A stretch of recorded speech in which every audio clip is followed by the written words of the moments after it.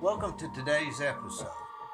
Today I have Pat Lay, who has worked for 32 years for Shamrock International, third generation, and I can't wait for you to listen to it. How's that?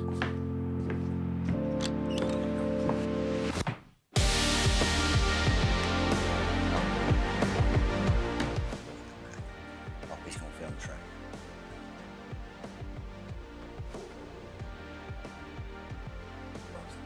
Okay, perfect. Like we're having a discussion. Just like we're having a discussion. I need a plumber, by the way. I need to talk to you about that. Have you ever, what's wrong? I just got some little things I need fixed at our house. You're in Scott Carter's old house, I right? am. Spit to it from here. Yeah. Yeah. It's like 6 minutes. Yeah, Something no, like it's like that. 2. That's the neatest house. The You way could, it's yeah, you can spit to it from here. it's like a sea. It is. It's Great really, house. I wonder who originally built that. I can tell you that whole Who? story. Dr. Bob Allen, 1978. He was first cardiologist in Cleveland. Bob Allen. Bob Allen. I wonder who built it. Maybe Bob Kaler. No, Ed Allen built it. Ed Allen. So it's built well. It's a fortress. Yeah. I pretty good. remodeled it 3 times. All trusses upstairs. Yeah, pretty I good. remodeled it 3 times for Scott. Yeah, good house. Great house. Now, your wife, you were telling me before she's Stan Calfe's daughter. I had absolutely no idea. That's exactly who she is. I knew him really well. He was a great man. He was a great man. And, when you dig wells, they can't tell you how much it's going to cost because they don't know how deep or how much water they're going to get or what the pressure is. So you're strictly just subject to what they tell you because you can't know. Don't know what they're going to hit. I mean, they have an idea about whether or not they're doing bedrock or things like that. But, or how much casing. Or how much casing. But it's a nasty art. And, people. Lost art, actually. It really is. And he used to witch them. Yeah. He'd witch them and tell me about where. But funny thing is, he dug 4 or 5 for me. And, of course, I was doing it for customers. And we had this common thing. He'd get started, and I'd go get the newspaper. And we'd sit and read the newspaper together, like off and on for 2 or 3 days till he got the water. Did he have a crew with him that It was usually, by then, it was just him waiting. Yeah, wait for the machine to hit. So we'd sit in the chair, and I'd get the newspaper, and we'd read the newspaper. Well, Melody told me a lot of stories.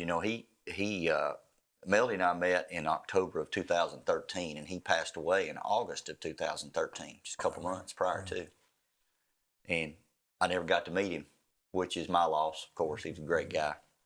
But she told me a lot of stories. He had a hard time saying no. He couldn't. He would go and people call him at 10 o'clock at night, and he'd go out and take care of folks and fix a pump, get people's water back on. I mean, without water, you're in trouble. I mean, you can go for a while, but not too long. Yeah, and we're spoiled without.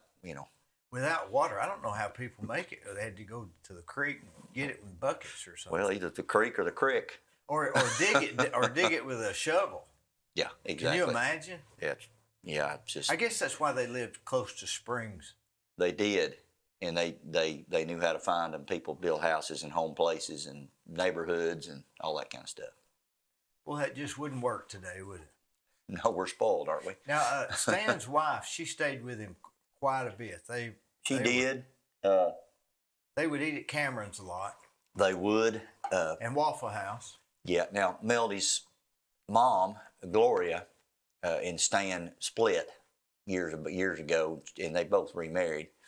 Well, I'm thinking of his second wife. Yeah. That's right. But now Melody's mom lives out Mouse Creek. She's still here in town. She lives out pretty good poke out there. She lives past, where Toby's ex-wife lives. Mm-hmm. It's a couple Christian Drive, a couple neighborhoods past that, all the way down there. But she's they doing just good. Developed that. No, it's up on the right. It is up on the right. Yep. Bill Odom That's right. developed that. But she still lives out there, Melody's mom. Matter of fact, Melody's out there visiting with her right now. I developed Horse Creek Farms. It's just beside me. Oh, did you? Yeah. That's a good one. That was a good one. Real good. We finished about 15 minutes before the economy went bad. Okay. Literally, it was just a few minutes, another month, and we'd have had. So you sold it out and you got out. Right. I mean, just right before, without any problems. My luck. Somebody say that's luck, but Yeah. luck's where preparation and opportunity collide. Last time I checked. You know, I was watching. You ever watch these old shows, sitcoms and stuff? Oh yeah. I was watching My Three Sons. Are you too young for My Three Sons? No, I remember My Three Sons. You know, I noticed something. I've been watching it here lately, and something they always say on that show that I didn't pick up on when I was growing up. But he says, and you fill in the blank, whatever you want, is only a series of incremental adjustments. Success is just a series of incremental adjustments, or winning is just a series of incremental adjustments, whatever it is. And I guess that's true. Anything is just simply incremental adjustments. Yeah, it is. I look at what I do for a living and have for a long time. Like I said, I had the privilege for working for a friend of mine, like I mentioned, for a few years. But you know, I've been a salesman my entire career after graduating from University of Tennessee, and I've had to make incremental adjustments on how I approach people over those years. You know, based on customers changing. You know, our biggest customer is Whirlpool. Not just this facility. I'm responsible for this plant here in Cleveland, but we sell to all of them in North America. And I've watched how we've had to pivot and change and make those incremental adjustments to stay successful and stay profitable. That's you could teach a whole class in college and high school on that, and you'd probably be more valuable than anything else you could teach. On how to adjust. How to adjust. Making success is just a series of incremental adjustments. I may write that down on my notebook paper and put it in my car. That's rich. It is. That's and rich. I didn't realize that till I've started watching it lately, and I noticed they capitalize on that statement. I didn't even pick up on it. We can learn a lot from that, can't we? Yeah, some of those old shows, they were more in depth, and things haven't really changed. We think they've changed, but the basics hasn't changed. As long as human beings are involved, they're not going to. Because it's all people. But customers are different. Customers are different. Another thing I have learned over my career, and you've probably learned this, you got customers, you got problems. You don't have any customers, you got real problems. Right. But they've all changed. And, you know, I'll be 56 in a couple of months, and I deal with people in their mid to late 20s now that are a different breed. They're educated different, they think different. So I've had to morph. I don't sell, I don't discuss, I don't communicate like I used to with my customers. I have to use more technology. It's hard. I'd rather see them in person, but some of them they want me to email them or text them or get on Microsoft Teams or whatever, you know. So you just got to change if you want to stay successful. Go to meeting. Zoom, all that stuff. I don't know what are we handicapped in the. I mean, I can do it, but you just don't get a feeling of the aura of the situation without being there. It's like you can't see the side of their face or something. No, you don't pick up on I mean, you can pick up on a little bit of the nonverbal, but you can't see body language, and you can't tell a whole lot. When I need to get something done, I see somebody in person.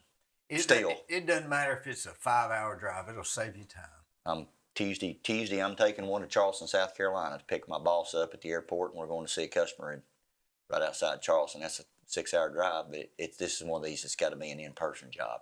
You know, I've been doing this project, and it calls for this real expensive iron doors.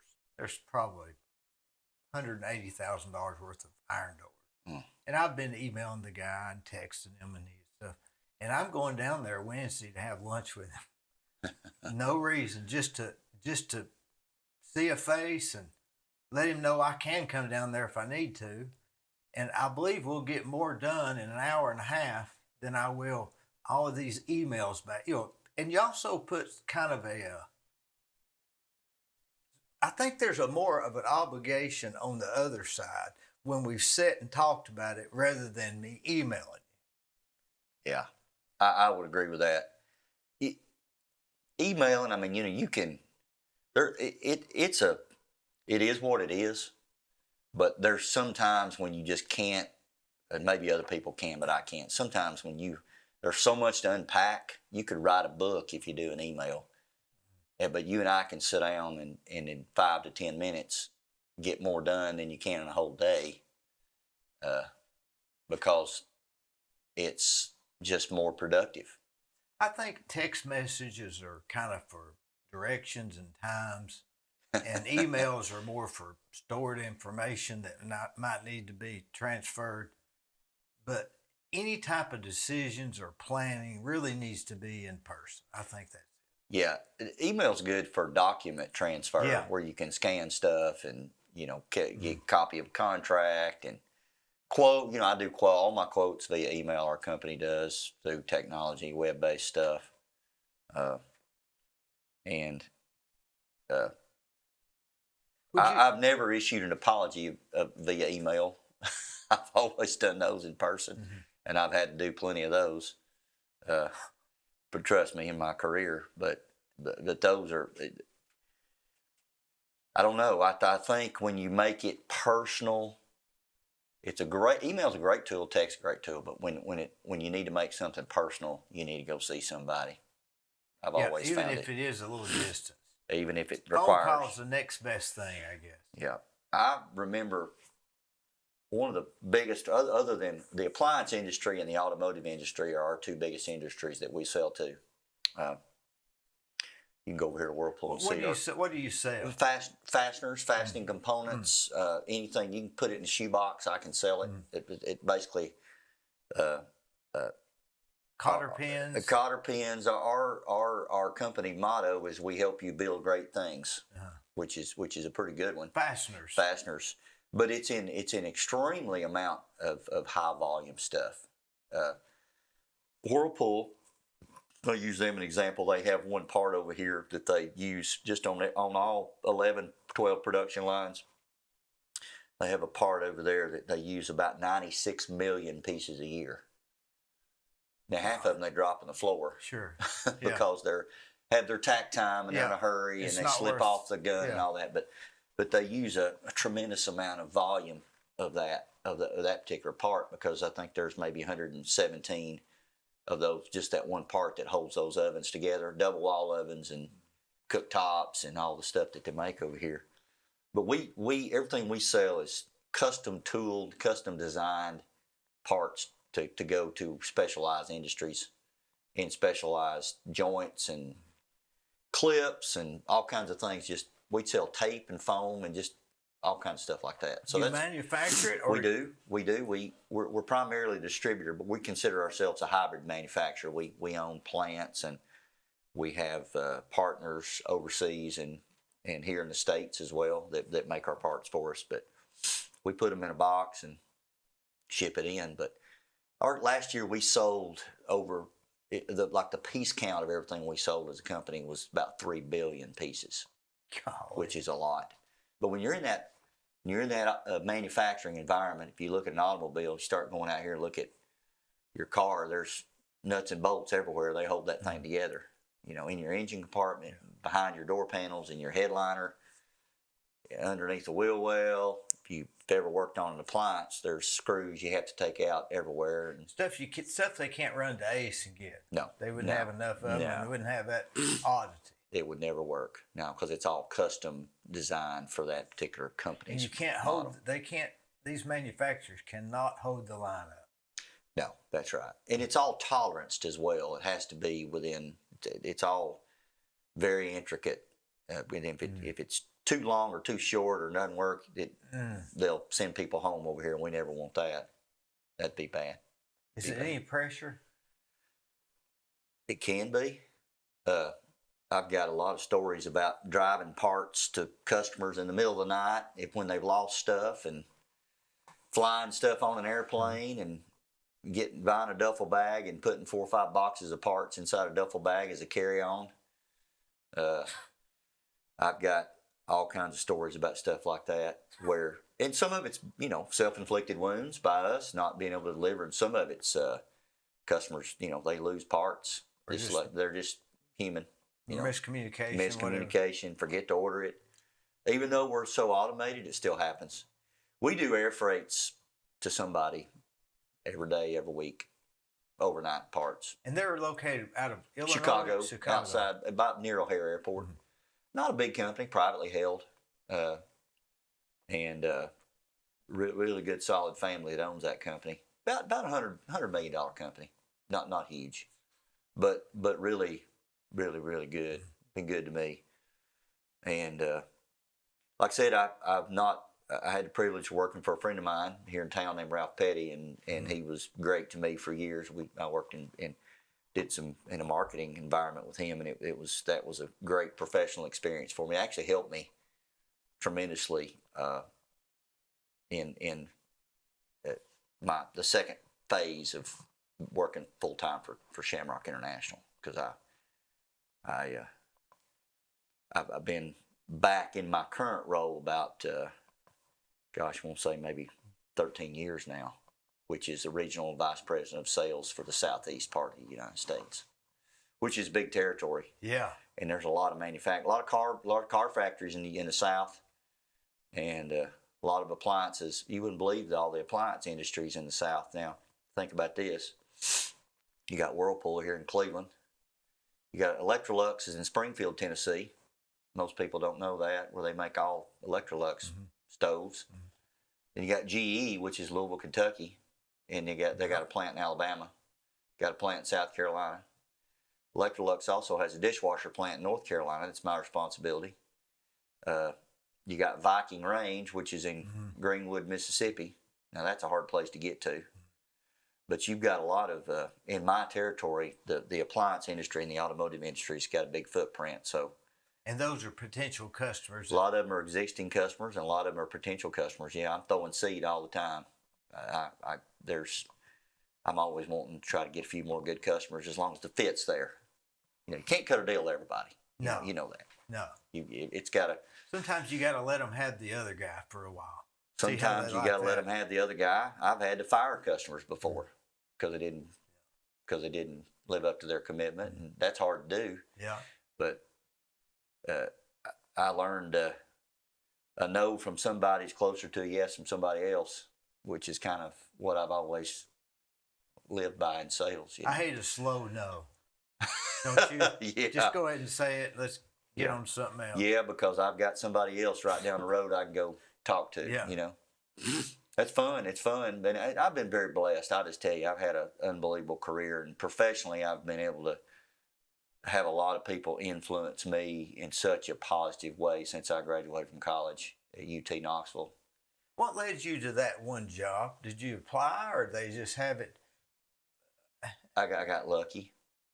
I mean, did you run into somebody? I did. I was working at First Citizens Bank, and because I thought I wanted to be in the banking business, and I learned pretty quick after I was a teller, and I learned pretty quick when my drawer didn't balance. Yeah.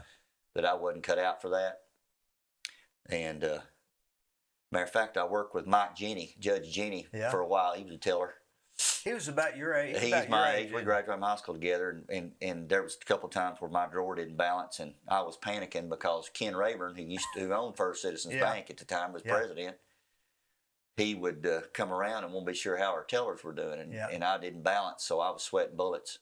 He's a nice guy. He was, and he extended me a lot of grace. But after I messed up, I knew I wasn't in the banking business. So a friend of mine was in purchasing at Magic Chef at the time. And Shamrock, company I work for now, was a supplier to Magic Chef. Uh-huh. Magic Chef was one of their biggest customers and had been since 1980. So I met this guy, and his name was Tom Melton. I don't know if you know Tom, a native Cleveland guy. And he said, hey, Shamrock is looking to open a warehouse here in Cleveland, and they're looking for somebody to run the warehouse. And they're also looking for somebody to kind of help with account management. And you need to apply for the job. So I filled out a resume to the best of my ability, and I it got in the hands of them up in Chicago. And the owner, a guy named Sam Wachelis, a Polish fella, he called me up, and of course this is pre-cell phone. This is when you call on the landline. Yeah. He said, I got your resume, and I think you're a good fit for the job. Everybody knows you over there. A lot of people know you at Matt. They know who you are, know your family, know your dad, know your granddad, all that kind of stuff. And he said, I'm going to send you a plane ticket. You'll have to drive to Nashville and get on Southwest Airlines, and you'll have to fly up here, and I'll pick you up at the airport. So sure enough, he picked me up, and he walked faster through that airport than anybody I've ever seen in my life. He had on these leather shoes and this slick little suit. Yeah. And he put me and he said, ever been to Chicago? I said, I've never been out of the state of Tennessee except one time. So I went over to Shamrock and we talked. Now this is in July of 1991. Seems like a long time ago, but that's 32 years ago. Yeah. Almost 32.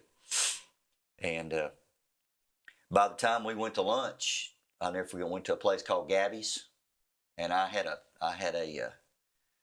Reuben sandwich, which was delicious. Mm-hmm. And at lunch, he said, "You're my guy. When can you start?"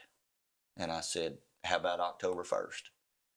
He said, "You need to move up here, and you need to live here for a year so I can teach you the business. And after a year, you move back to Tennessee and open the warehouse." So that's how it went down. How'd you like living in Chicago? I was miserable. I felt like a milk bucket under a bull. I was out of place. I mean, it's cold, and I'd never lived anywhere that cold. And, you know, I went up there, and here's what's funny thing. I thought they were going to rent me an apartment. You know, most of the time when you go to work for somebody, they rent you an apartment or whatever, and they've got this and that. Well, I get up there, and Sam tells me, he said, "You're going to be living in a little city called Downers Grove, Illinois, and you're going to be living with my mother-in-law." And I said, "I am." And he said, "Yeah, this is my wife's mother, and she's retired, and her name is Dorothy Hanson, and she got a really nice flat." That's what they call flat. Yeah. You know?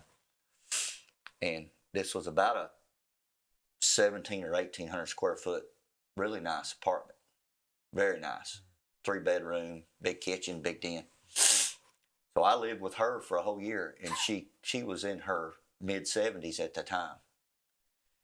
She's since passed, but she took care of me like I was her own child. She cooked for me every day. She wanted to know she bought Little Debbie's for me at the grocery store, which, you know, that's never a bad thing. You know. Of course, I can't eat those anymore. No. But she was good to me. So I lived with the owner's mother-in-law for the whole time I was there. This is after eating lunch with the guy? This is after eating lunch. Well, he was a quick thinker, wasn't he? I guess he thought I could do the job. Yeah. And gave me my first real opportunity to build a career. Because I knew I wasn't cut out for the banking business. I didn't do a good job. It wasn't, you know, you can't put a square peg in a round hole. It wasn't my deal. Some people just aren't into numbers like that. They're not. I'm good with numbers, but not, it just wasn't what I was meant to do. I meant to be out in front of people doing stuff. So I went up there, moved up there, and I started out packing parts packing boxes. And I asked him, I said, "Well, how are you going to train me to learn this product? Because I've got to learn the product if I'm going to sell it, and I need to be familiar with it." Back then it was Magic Chef. Of course, Magic Chef got bought out by Maytag, then Maytag got bought by Whirlpool. And they said, "Now listen, you got to learn everything we sell. You got to know everything about it technical." I said, "Well, how am I going to do that?" "You're going to pack all these parts." And they gave me this book. It was about that thick, D. It was called the IFI, and it's called the Industrial Fastener Institute. And it's got every kind of screw, nut, and bolt in there that's in the world, and it's got all the technical data about each one. A machine screw, sheet metal screws, nuts, washers, you know, all that stuff. You've seen all this. Cotter pins, you mentioned. Yeah. So I studied that book. That's all I did. Almost like a Chilton's Manual for Parts or something. Exactly right. It's the Fastener Bible. Yeah, Fastener Bible. And Sam told me, "You need to read this thing from cover to cover. I want you to read the preface and the index and everything. Because what I'm going to do is I'm going to come over that line, that pack line, and I'm going to, whatever you're packing, I'm going to pick it up. I'm going to show it to you. And I want you to tell me what it is. You need to know the difference. Now, you may not know the size or the length, but I need you to know whether it's got a Phillips drive or a star drive or a Torx drive or a slot. I need you to know if it's a machine screw or a sheet metal screw, fine thread, coarse thread, what the material is, whether it's got zinc or nickel or black plating. You need to know everything. So I did that, and sure enough, he'd come out there, because we didn't pack the same thing all day every day. They would switch over, always different. And sure enough, that's what he did. And they took tests, and then I worked in the quality lab where I would have to do the measurements with tools and instruments and such. Micrometers, spec all that. And he did the same thing. What are you working on today? So I'm actually, as strange as it sounds, I'm an expert at that. I'm an expert at making recommendations of what people need in a joint, what works, what doesn't work, what they can expect, most economical thing. And I got all that training by going through that exercise, and it was very informal, but it was perfect because I knew about the product. And then I worked on the desk after I was managing customers, and I worked in shipping for a while, and I worked in manufacturing, watched stuff being made. So I did that for a whole year, and then they came back here and turned me loose. And I was scared to death. Petrified would be a word I would use. And that's been 32 years. 1991, came back to Cleveland in 1992. Of course, I grew up here. Yeah. So I got the privilege to come back here. I lived at home with my mom and dad in the basement, and they charged me rent, which made me mad.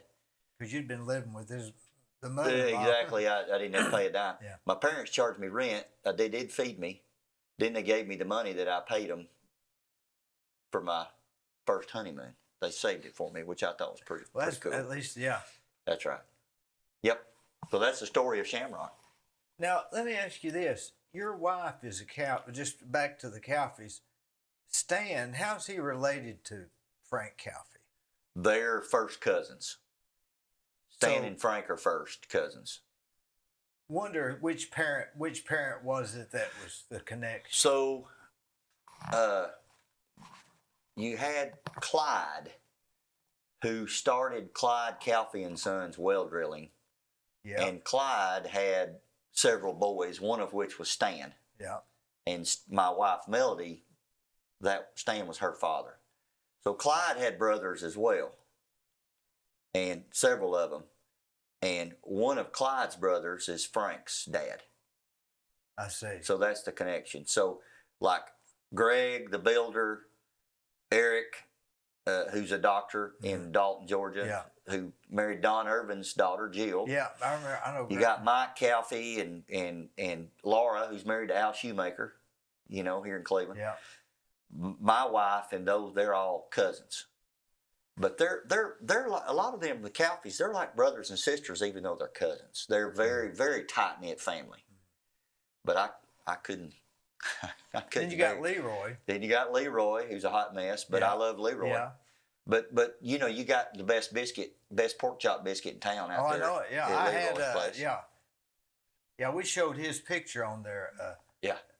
On one episode. But now, they're great because, like I said, even though they're first cousins and second cousins, they're really more like brothers and sisters. That's just such a tight knit family. Great play. Well, didn't Frank sell for Magic Chef? He sold for Brown. Oh, I had that. He worked for Brown for years. Okay. And Brown's also one of my customers. I've been selling parts to Brown. Magic Chef. No, he worked for Brown for years and years and actually retired from there. I guess everybody around here at some point worked in the stove industry. A lot of people did, and it's one of the things that one of the many things that Bradley County is known for, because you had Brown stove, you had Hardwick stove, and then Hardwick Magic Dixie Chef Foundry. Yes, Foundry? And then see Magic Chef bought Hardwick, but they continued to make that chassis, if you will. They made that product. Yeah. even though they owned it, but they still had the Hardwick name, the Hardwick placard. And Hardwick Stove Company stayed around long after it was not owned by Hardwick Stove. It was owned by Magic Chef. And then eventually they migrated, and everything was Magic Chef. Eventually.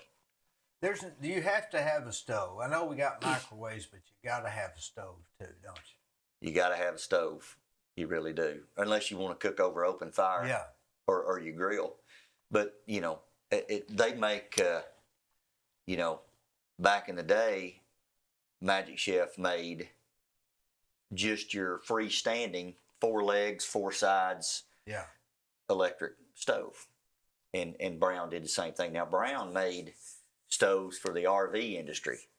And also they still make a real small stove for your government housing. Yeah, they make sort of the specialty small stuff. But Magic Chef for years just made those stoves. They made thousands of them a day. And then Maytag, of course, bought them out, and they started making cooktops over here, like you put in an island. Mm-hmm. Then they started making double wall ovens, which you put in your cabinetry. That was a big thing. That was a big thing early on, yeah. And Mid-70s. then, yeah, and now over here in Cleveland, they make all that. It's Whirlpool now, of course, but they also make your high-end KitchenAid and JennAir. They make a product over here that's about a $10,000 or $12,000 retail stove that they make over here, but they make all the double wall ovens. They make 5,500 to 5,600 stoves a day over here at this plant. Most people don't realize how big of a deal it is. I would have never guessed that. Lots of them. I'd have never guessed that. Yeah. And they employ 1,700 people. And they reinvested in Bradley County, which was a big deal. You know, they could have packed that thing up, moved it to Mexico, or I bet we were teetering on whether or not they were coming and going, and we didn't even know it, did we? Because that would have been a big hurt. It would have been a huge hurt. And but leadership at Whirlpool up in Benton Harbor invested in Bradley County because it had good workforce here, knowledgeable people. To your point earlier about a lot of these guys that were engineers and design guys that worked for Magic Chef, that were Maytag guys that moved over to be Whirlpool guys. And you still got a lot of those people love Cleveland so much they retired here and they stayed here. I mean, I've got a lot of friends that I've known over the years that just retired and stayed, and the fact that and of course Bradley County and the state of Tennessee sweetened the pot, of course, for them to stay. Mm-hmm. But it's been a big deal, and I hope they stay for generations to come because it's a good employer and a great customer. Great customer. I love going over there and know other people. I get to go over there a lot. I've been by there, but I can't get in because it's almost like locked up like a fortress now. If you don't work there, if you ever get a chance, to go through there, you should. And also the Volkswagen plant. If you've never been through the Volkswagen plant. Everybody needs to do that. Do you think we'll get another big industry here that, we got Valker. I don't know how many it employs, do you? Several hundred. I don't know the exact head count. I think the city of Cleveland and the chamber and all that, I think they're pushing. Southeast Tennessee corridor is a big, great place to live and raise families still. Mm-hmm. It's got rail, it's got rail, and it's got river, and it's got I-75. So you got all three of those things that make it very attractive for industry, manufacturing. I think there'll be some more come in here. I do. We've got Exit 20 down here that the city has grandiose plans for. Mm-hmm. They want more employers. They don't have the river up there, though. They don't have the river up there. The river's, the Hiawatha's on the north end. Exit 33, I guess you'd call it. Yep. There's another company coming up here to the Charleston exit, Samson Controls, which they have not started construction on that yet. But I do think we're going to see some growth. Where would they be? They're right by the GE Distribution Center, right to the right or to the left. If you're facing it to the right, in between there and Wright Brothers. But there's room for expansion in Bradley County. And what does that company do? I think they make some specialized controls. I'm not real sure for what industry, but not many employees. Probably a few hundred, but not anything major like thousands. Yeah. But I do see the day when we might get something else like that. Of course, you figure a place like that, if they employ 200, you get 8 more of them. You got the same as as Whirlpool. Yeah, that's so right. So it's every little bit helps, I guess. That's and right. That may be a good thing, not to be just so subject to just one industry. Yeah, we need some more automotive suppliers to come in here. Volkswagen thought that they would have more that would come in, and a lot of them haven't done that. Wonder why? This doing more shipping. I don't know if they couldn't get the deal they wanted. It didn't make sense to come in and build a plant. Cost to build a plant. You got a lot of downward pressure to reduce cost in that industry from the OEM itself. You had a few come in. We've got one in Cleveland down here that supplies the Volkswagen at Exit 20. It's kind of tucked back in. It's sort of a new one, right? Yeah, it's kind of tucked back in back there. And there's a few here in Cleveland that do a few things. You've got down at Appliance Park down there at Volkswagen, you've got several, some of which are my customers. You've got Gestamp down there, which is huge, which is employees. And there's a few. There's a Chinese company down there that does the headliner and like the whole dashboard of what they make at Volkswagen. But not as many as I think they've hoped. There was a lot of jobs promised and there was a lot of jobs delivered, but I think that the goal was a bit lofty. It sounds like it might have been a little played up, maybe. A little bit. Or maybe it just hadn't happened yet. A little bit. The bad press on the Passat hurt it. That hurt. You remember in the when beginning, that went down? That was like a year after they opened or something. That's right. Then the bad economy. Then COVID. Yes. So you take all of those three. Yeah, and the whole emissions thing. Yeah. With the Passat. Yeah. That was bad. That was bad. I made 182,000 of those cars a year. I think the second year after the plant opened down here. And by the time all that bad press hit and all that, they were only making about a third of that. Then they brought the SUV in, of course. Thank goodness, right? They had to find something to backfill that, or they would have, Of course, they make everything else in Mexico. They make the Bug in Mexico, the Tiguan, the Jetta. They make all those cars down there. I guess labor's cheaper there. Labor's cheaper there, yeah. But they still make this SUV up here is fantastic, and of course they're moving electric. But they still make a few Passats, but they're primarily making that SUV down there now. But still a great thing for Southeast Tennessee. There's a lot of Cleveland people that work down there. A lot of Cleveland people. Do you remember back in... Now, let me ask you this. Your dad is who? My dad's Ken Lay. Ken. I know Ken. Ken, yeah. Yes. And I tell you where I met Ken was at Farmland Corners when he was helping Joe Rogers Jr. develop all that. That's right. Yeah, he was. That's his thing. It is. He obviously went to work for. He went to UT as well. Mm-hmm. Graduated in the early 60s or mid 60s, I guess, 64, 65, maybe 63.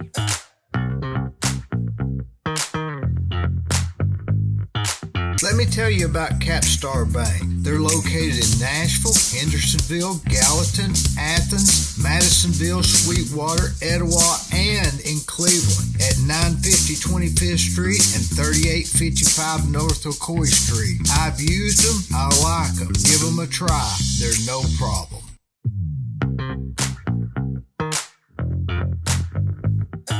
So, Ken was a graduate of UTC? UT Knoxville. UT Knoxville. Yeah. In the mid-60s? Early 63, 4, somewhere in there. So you weren't born, obviously. No, I was born in 67. But also, my dad has two other brothers. Yeah. Ed Lay. Ed, I know Ed. And Howard. I don't know Howard. I know Ed and Ken. Yeah, Ed and Ken and Howard were all brothers. And they all went to UT. Who was the oldest? Ed's the oldest, and then Howard, and then my dad's the baby of the family. But they all went to UT, and but they all came back to take over and run Laying Company, Lay's Five and Dime, Now, when they all graduated. When did Lay's Five and Dime start? I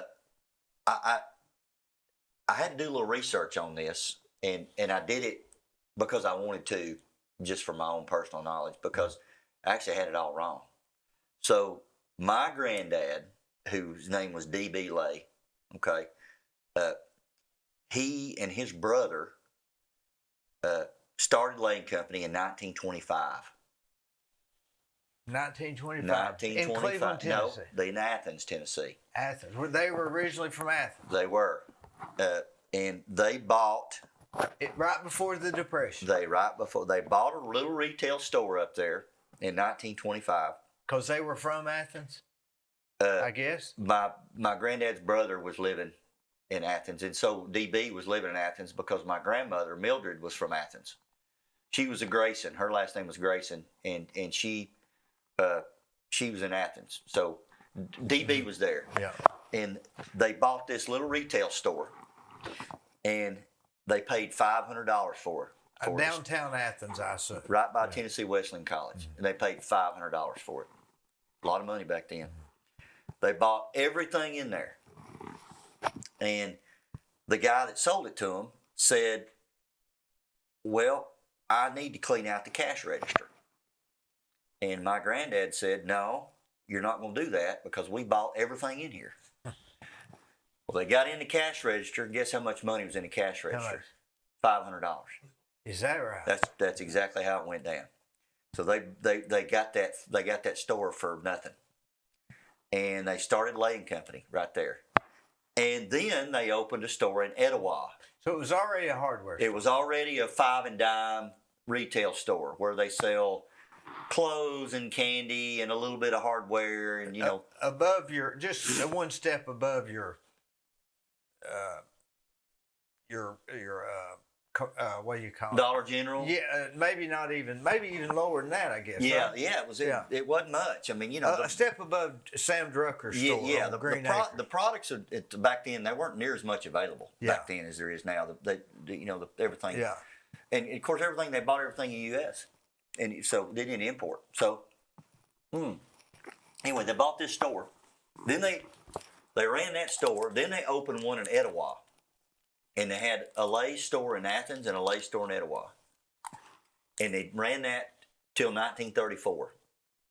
And in 1934, they closed Athens and closed Etowah and opened a store in Cleveland and opened a store in Dayton, Tennessee. Wonder why they closed those two. Because Cleveland and Dayton were both growing faster. And population-wise, Etowah was kind of dying at the time, Etowah right? was kind of dying, and Etowah's kind of been Etowah since then.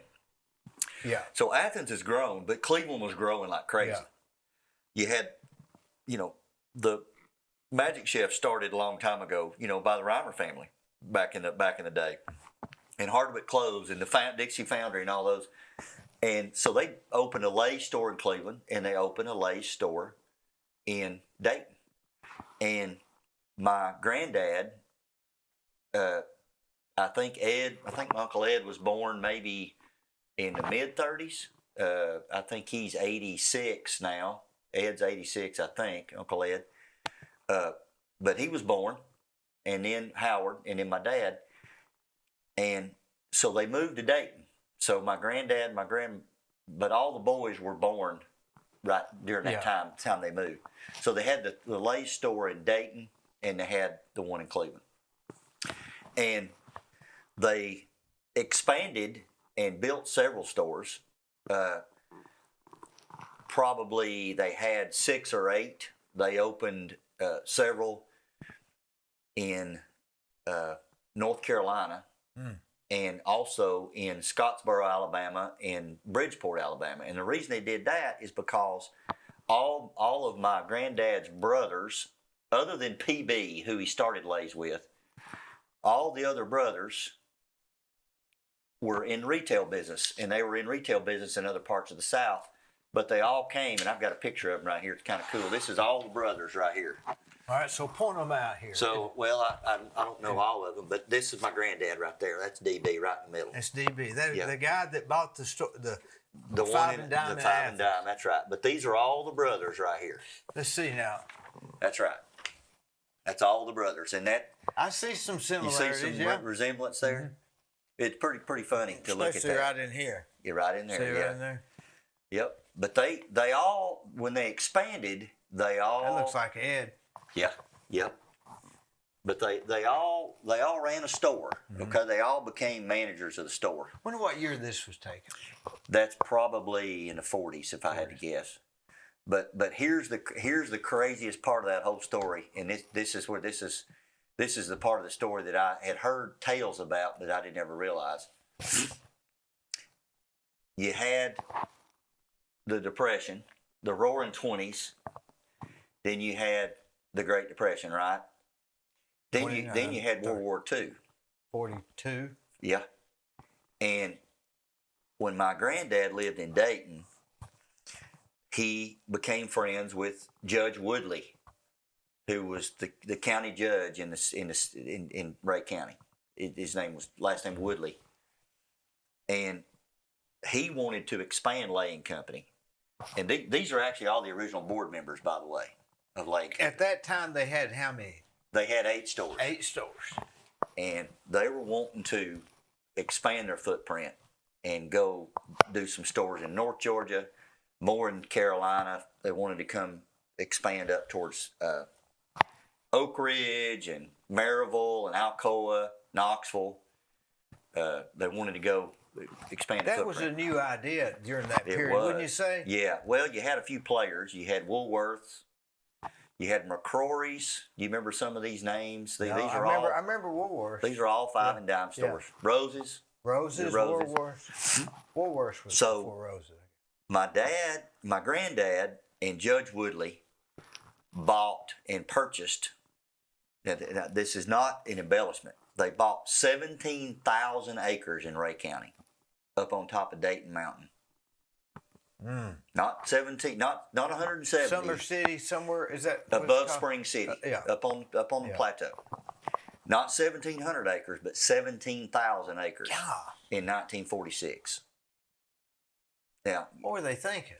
Take a guess what they paid for that land back then. $10 an acre?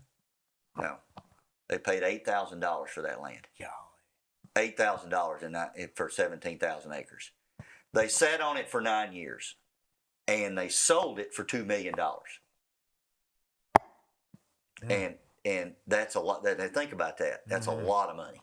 That's a big jump, too. And the reason that they sold it for as much because they started strip mining coal. They found coal on it. Now to this day, I wish that land was still in the family. I'd probably be on an island somewhere sipping something cold and relaxing.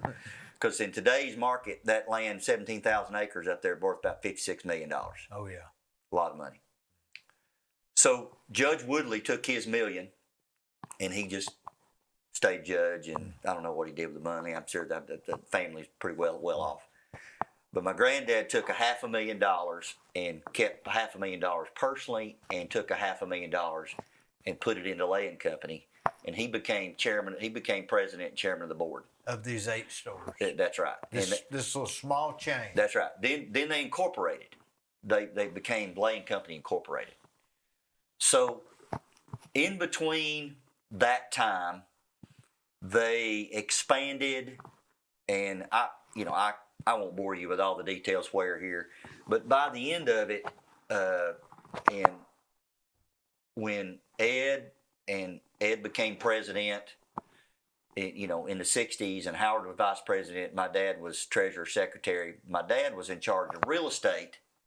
That's where he learned. That's where he learned. I mean, Ed and Howard were all involved in all the decision and all the board of directors. And by that time, my granddad was on the board, but also Stax Mayfield from here in Cleveland was on the board. Judge Woodley from Dayton was on the board. P.B. Swafford, who was president of the First National Bank in Dayton, was on the board. But they had different business people on the board. It wasn't just brothers. Okay.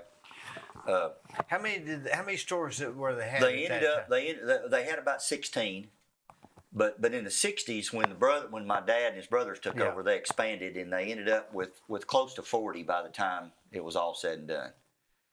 And the year I was born, I think my dad told me that all the Lay's stores did $1 million in sales. Which, if you think about it, that's quite a bit of money back then. Yeah.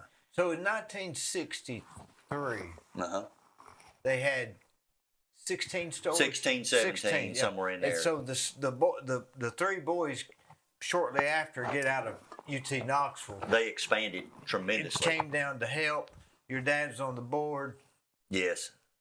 And they take it to 44. The 42, somewhere between 40 and 44. I don't remember exactly, but they had stores in Alabama. They had stores in Georgia.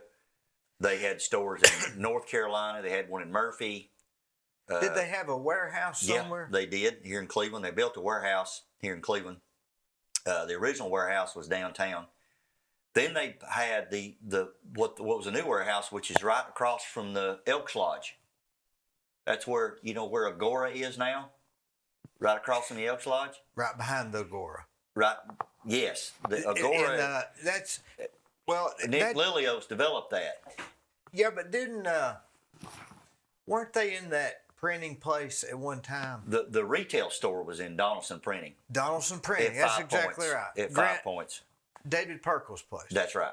That's where originally the first Lay's store was right across from Merchants Bank, right on Ocoee Street. Okay, right. I think I was in there with him one time, and he told me that the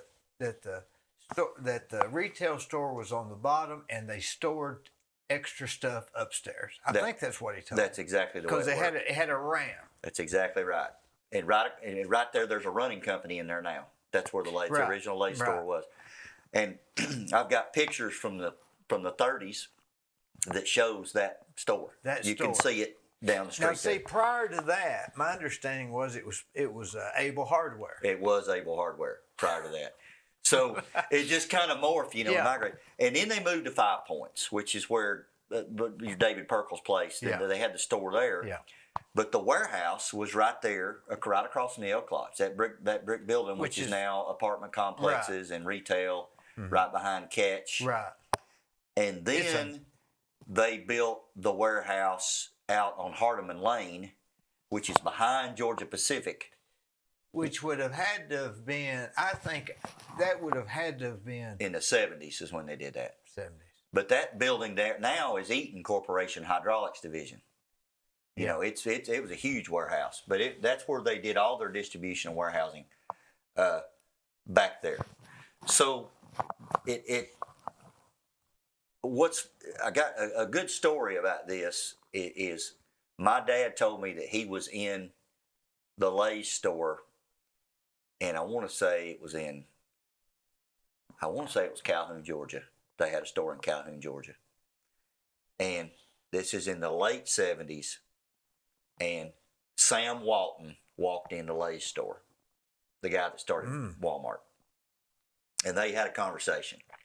Now, my dad told me he doesn't remember the conversation. But at that particular time, Walmart was Midwest, and they had 800 stores at the time. Is that right? Yes. But they had not moved to the southeast part of the country yet. Mm-hmm. They were right on the verge of that in the late 70s. And they started coming, obviously, they started in Arkansas. They started coming to Louisiana, and they started into Mississippi, West Tennessee, eventually Alabama, East Tennessee, North Georgia, Kentucky, Murphy, Western North Carolina. At that particular time, Woolworth had 2,600 stores, believe it or not. Bigger than Walmart. Walmart at the time. And Lay & Company had those 40, and they were doing about 35 or 40 million in sales in the early to mid 80s. Mm-hmm. But when Walmart came to town, they shut the company down. They couldn't compete. And what's funny about that is everybody else shut down too.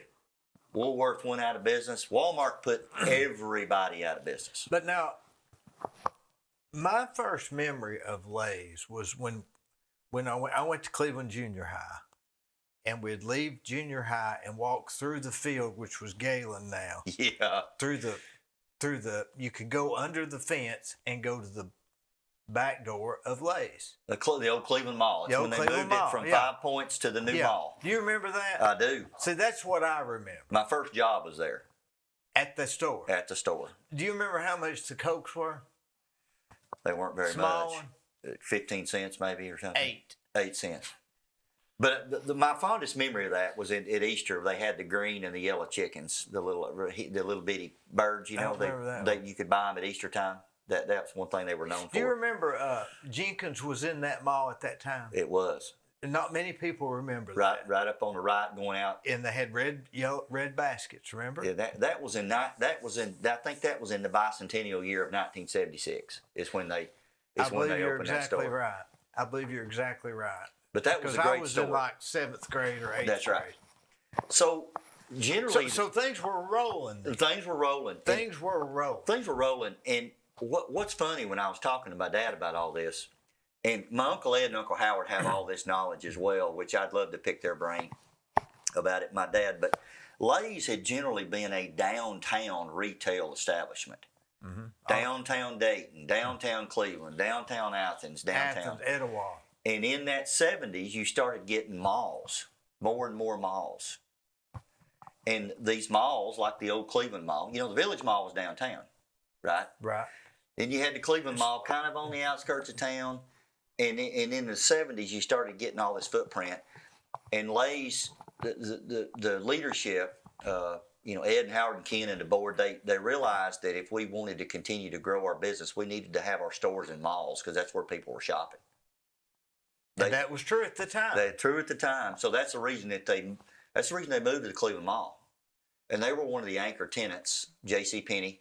Of course, Rose's was on the other end, which was a competitor. I guess they were a competitor. They were a competitor, that's right. That probably was not a good move for them to allow Rose's to be on the same Yeah, building. probably not. But they had to compete and they had to change. But I asked my dad, I said, Walmart was huge. I said, I get Lay and Company going out of business in 1985, and they tried to do it with integrity. They sold all their inventory. They paid all their stockholders. They tried to do it. They just closed up. They closed up. They tried to do it the right way. They didn't bankrupt the company Yeah. and make off with a bunch of money and not. They honored all their leases and my understanding. They just closed. And along with a bunch of other people, just like them. Like I mentioned, some of the few Woolworths, Revco. Yeah, Woolworths, McCrory's, Kresge's. Kresge's. Yeah. Kresge's Five and Dime was a competitor. They shut down. And some of these places had hundreds of stores. And I asked my dad, I said, what did Walmart do different? What did they do different from a business perspective that made them so much more competitive? What did they do? He said, when we ran Lay and Company, we bought our inventory and we paid for our inventory. And then we sold our inventory. Walmart was one of the, if not the first, retail establishments that set up terms with their suppliers. Kind of like, if we sell it, we'll pay you. Exactly. Sort of thing. Exactly. They've done wallpaper that way for years. Exactly. Consignment. If we sell it, we'll buy it. If we don't, you can come pick it up. That's right. So they just took that idea. They established terms, and they started importing all their goods, and they established terms.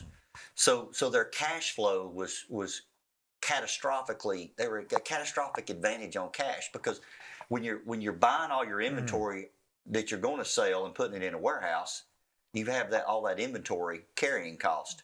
Yeah, it's probably Walmart was selling it, and sometimes selling it 2 or 3 times before they had to pay the bill to their supplier. And probably riding people.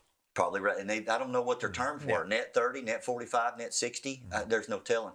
But that was their business model, and that's the reason that they are the largest company, one of the largest companies in the world now, because they were the first to do that, which was brilliant at the time, but they somebody's always got a great idea, D, You know, and they did it.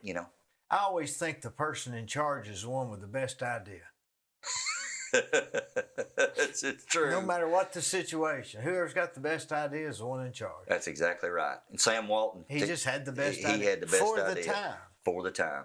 And a lot of times, if you've been in business a while, you can't see how you need to change because you're just busy managing and going through that gerbil wheel or whatever. Oh yeah. You don't have time to say, hey, they're doing it this way over here. That's a good idea. We'll start doing it that way. You don't have time to do that. No, and nobody has a crystal ball, right? Nobody. But there's every now and then you're going to run into a brilliant business person that like a Sam Walton, who has a vision, who thinks outside the box, who had enough muscle maybe to shut his office door while everybody else is running the company. Maybe, yeah. And, See, I couldn't do that. And you got Ed and Howard and Ken over here, sweeping floors and making decisions and visiting and trying to expand and all that. And all the relatively the same period of their lives. Yes. So in other words, if there was 20 years separating their ages, somebody might have come up with seen some. Sometimes you can just, not even necessarily a good idea, but you can see trends. You can. You can see how malls aren't working anymore. That's right. And it's kind of funny because I was talking to my dad about this, and he said, we probably could have stayed in business, but we just felt like that we just didn't want to go into catastrophic amounts of debt to try to keep up with that. And anyway, they all went their separate ways. Going back to your comment when you first met my dad, he got into business with Joe Rogers Jr. and they did some developments together. One of which was, Joe did the Farmland Corner. My dad helped, and that's how you met my dad. But my dad had most of his involvement at Lay's was in the real estate arm in the development of expanding, the building new stores. This is a picture of the grand opening in Alcoa right here. Alcoa, Tennessee. That was one of the first. That was their biggest store. That's in the 70s. This had to be in the 70s. Yeah. Can you get this, Gwen? Yeah, that's a pretty good little picture right there. You can tell what they're wearing and the ties. That's right.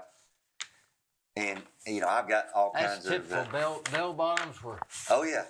Almost out by then. Yeah, and I got a few more pictures that they're kind of cool. This is a picture of one of the stores. This is you can see my dad, and that's my grandmother there to the far, on this far side. That's Mildred. Which one's this one at?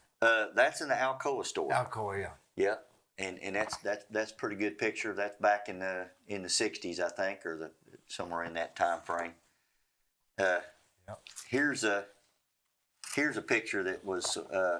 This is from when they were at 5 Points. This is a pretty good picture right there when they were at 5 Points downtown Cleveland here. Boy, that's perfect. Isn't that great? People should always date photos. Yeah. But this one's dated 5, 10, 25 cent Lay's. That's right. And it's pretty cool, isn't it? Lay's. A variety shop. That's what they're called. Yeah, and here, they've got pictures of the inventory here. I'll bet you this bottom facade's still on there. It very well could be. This is just a picture of what the store looked like there. The retail. Mm-hmm. That's typical. Yeah. And this is a guy that was a curtain rods, flowers. This is a gentleman named Jim Askins, who was one of our store managers. I think he really grew up on Bow Street, lived on Bow Street in Cleveland. Got a pretty wife. So. Yeah. Her name was Nell. Nell. Yeah, great people. Yep. Another good fun fact I'll tell you about the company. One of the guys that worked for Lay & Company for years was a gentleman named Jasper Lacey, and our good friend Alan Jones he likes this story. Jasper and Mary Ann Lacey lived in Edgewood, where I live now. And he worked for Lay & Company, and they had a son named Alan Lacey. And I don't know if you know that name or not, but Alan Lacey was one of Alan Jones's good friends, and and Alan Lacey went to Cleveland High School, and his dad worked for Lane Company. Alan became the CEO of Sears and Roebuck I've heard this. I think I remember Alan talking Corporation, and Alan retired as CEO of Sears and Roebuck. But his dad was Jasper, who worked for Lane Company for years. So Alan was around that retail environment. Sure. And when I lived in Chicago, Alan lived in Chicago. At the time, he was working for Kraft Corporation at the time. Did you know him then, or I visit did. him then? I went to dinner with him 2 or 3 times. He took me out to dinner. I got tickled because he was vice president of Kraft at the time before he went to work for Sears. And he was talking and trying to encourage me because I was telling him at the time how much money I was making, which wasn't much.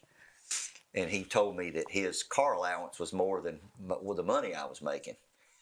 I got tickled because he was driving this nice car. I think it was an Audi, or something like that. But he lived in Lake Forest, Illinois, which is one of the nicest areas of north of Chicago. And he took me to dinner one night. He would never let me buy. And I was asking him, I said, well, tell me about your house, where you live and all that. He was telling me where he lives. I live in a gated community, and he actually, had a picture. I said, well, do you have good neighbors, and all that kind of stuff? And do you ever get to Cleveland? He said, yeah, my next door neighbor is Mr. T. Is that right? That's right. And I said, the guy that used to say, pity the fool and wear a big gold chain and all that. Don't you love it when a... Yeah. He said, Mr. T's my next door neighbor. Matter of fact, he comes to my kid's birthday party every year. My boys, when they have birthday party, he comes to my birthday party. So, it's a small world, and I'm sure that Alan Lacey was a brilliant guy. Always a consummate gentleman, and he's into all the Wall of Fame at Cleveland High School, and a great alumni, and a good diplomat of Cleveland. But he was around Lane Company his whole life, just like I was. I'd see him at the warehouse out there playing, and we like to ride on. How old is he? Oh, I want to say he's probably late 60s, early 70s now. So, you want to talk about a success story from Cleveland? I guess that's a good one, isn't it? That's a great one. That's got to be in the top 3. It's got to be in the top 3. I mean, he's obviously a very wealthy guy now, but he grew up from humble beginnings, and his dad was one of the chief guys of Lay's. He was y'all started out the same. Now, I'm not near as successful as he is, but it's a good story, and it was such a time as this. They were in business from 1925 to 1985. They were in business for 60 years. They provided. And they didn't go bankrupt. No, they just went out of business. Went out of business. They just said, "Hey, this isn't working for us." Just like if I went out of business. Yeah, that's right. And over time, they provided. How many years? 65. 60 years. 60. They provided with all those stores. They provided thousands of jobs, hundreds of jobs for people to work, and provided a great product and for a lot of different communities. And they were here from. What did you say, 35? 1934? 1934 to 1985. To 1985. They had a retail presence in Cleveland for that long. That's a long time. That's a success story also. And my dad, it's a funny story, my dad was born above the Lay's store in Dayton. They was born above the store. I guess a midwife or a nurse delivered him up there, which is kind of a cool story. But your dad's a really nice guy. He's a good guy. He's done a lot in his life, and he knows a lot. And he kind of shared with me a lot of these facts, which I thought was a lot of fun. But you take a guy like my dad or my Uncle Howard or Uncle Ed. They've got great stories, and we have a great heritage. Where, my granddad's been here. They lived on Harl Avenue, right at the end of Centenary, right there, right across the street. If you go down Ocoee and make a right on Centenary, and you stop at Harl, it's the house right to your left right there. Well, my dad grew up, I believe. That's where they lived. My dad grew up on Harl and Willow. Mm-hmm. That's where just right up. That's where I stayed most of my life. That's right. That little building in the back was my workshop. Yeah. I was building houses in my mind. Yeah. But we were close. We were close and probably didn't know it. But No, did you ever go to Deer Park? all the time. I'd walk. You just walk right down there and play in that creek. Boy, people don't remember how that creek. You know what's funny is they've actually brought that creek back to the way in my mind that it looked in the beginning. In the beginning. And they've done all this. That we used to dip crawdads out of that creek. Do you remember that? Oh yeah. People would literally catch everything you can catch. They'd walk barefooted in that creek all day long. And we'd go over there and stay with my grandmother, and met myself and my brother Stephen, who lives in Texas now. Charlie, my cousin, who was a contractor here in town for a long time. Yeah. And now is I guess the chief foreman for Kurt Lambert's company. Main guy, I guess. Yeah, main guy for Lamcon. Yeah. And my cousin Andy, who is an accountant in Chattanooga, who's a school board member, Andy Lay, city school board, and and then my cousin Julie, who lives in Nashville, who's Howard's daughter. All of us would go to my grandmother's, and we would just walk down to Deer Park because you didn't have to worry about kids. You just go anywhere you want to go and play and do whatever you want to do. Boy, those swings, you could really get going on those swings. You remember they could big time. You could really get going, and you'd always compete to who jumped off the furthest. And that's before they had a soft landing. You just landed in the dirt. If you got cut. You got cut. Well, you just didn't go. You didn't go further than you knew you couldn't hang on. That's right. But yeah, so that's a little bit. It's kind of fun to think about all that. And I love the story of my papa, my granddad, my papa, my mama, because they were Cleveland people and contributed to the city and to the county for a long time. And almost in a sense, unsung heroes in a you know what I'm trying to say? Yeah, a little bit. I mean, they were here for a long time. They're just two of many that have made Bradley County and Cleveland what it is. Right, those old line families that have been here for a very long time. Well, they just got up and went to work every day, and got up and went to work. Usually half a day Saturday or all day Saturday. Yeah, most and of course back then nobody was open on Sunday, but Saturday was your big retail day. Saturdays was till 2 or 3. That's right. Yeah, and then of course they stayed open till 5, and then eventually stayed on 9. But my grandmother worked in the store. She didn't stay home with the boys. My dad and my Uncle Ed and Uncle Howard and my dad all went to Arnold because it was just right there. They could spit to the school. They walked to school every day, and they had a gentleman that actually raised them. His name was Nat. That was his name. He was their nanny. Sort of live-in nanny. Live-in nanny, and he raised them. Because my grandmother was working at the store. She felt more important to be at the store. That's right. And of course she was there at night, I'm sure. Yeah, she was there at night, of course, yeah. But during the day, and Nat was there. And of course, when they were 7th graders, they all went to Macaulay. They sent them to private school.